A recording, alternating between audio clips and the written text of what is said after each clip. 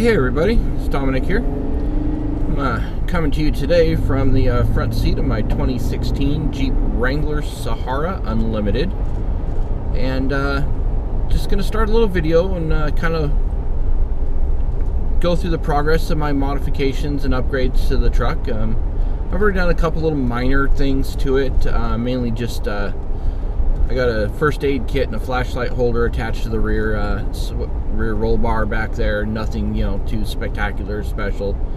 I don't know if you can see what's in the back seat here, but there's a new Smitty-built I think it's the XRC front bumper, the Atlas model, and I also have a worn VR8S winch, and they're going to be going into the Jeep this weekend.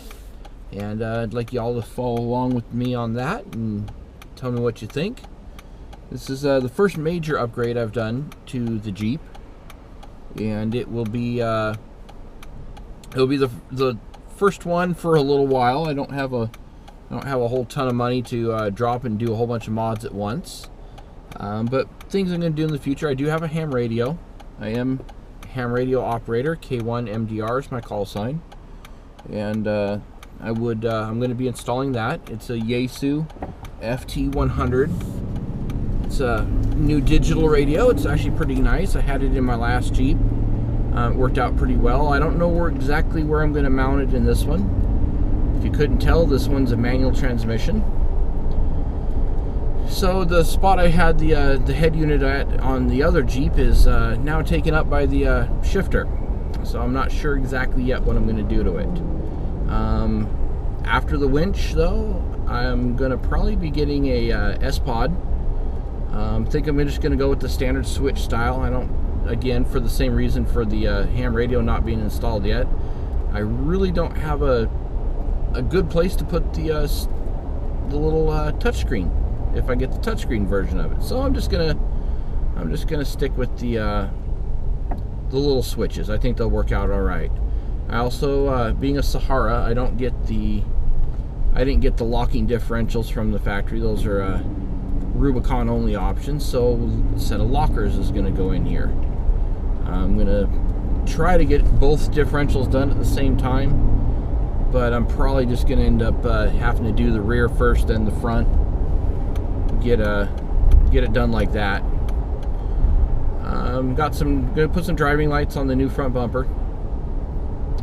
Not gonna do a whole lot of lighting modifications to it. Not sure what I'm gonna do for wheels yet. I like the stock wheels. I think they're really good looking wheels. I'll show you in another video the wheels that I got. Mine are the standard Sahara wheels, but I have the dual colored wheels. I have the dark argent and bright silver. Which I think they look a lot better than just the standard silver ones. Didn't think the silver looked bad. These just look better. So there's that. I'm not really planning on doing any major modifications to the stereo or the sound system in this. Maybe a little bit higher quality speakers. I didn't get the Alpine sound system in this, so I still have a little storage cubby in the back. There's not taken up by a speaker, but at the same time, I didn't get the good speakers in the other location, so that's probably going to be an upgrade here soon as well, and I'll take you along for that also.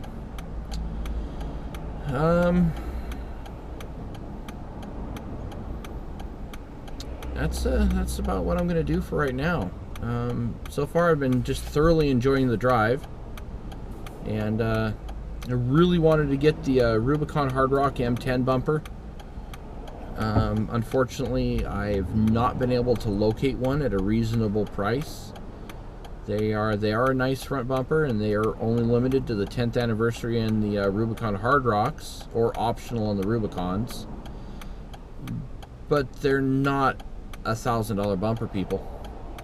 So those of you who have them on Craigslist and whatnot, if you got somebody in your area willing to pay for it, more power to you. But $500 or $600 is a much more reasonable price, and I would have bought it at that price, but just can't find one in my area. I've been looking for quite a while on that one. So yeah, that's all I know about that. So, the area I live in the greater Tacoma area of Washington State, and we do have a lot of mountains, and there's a lot of pretty stuff around here. But what there isn't very many trails for just casual off-roading. That's I got to do a little traveling to get to that point.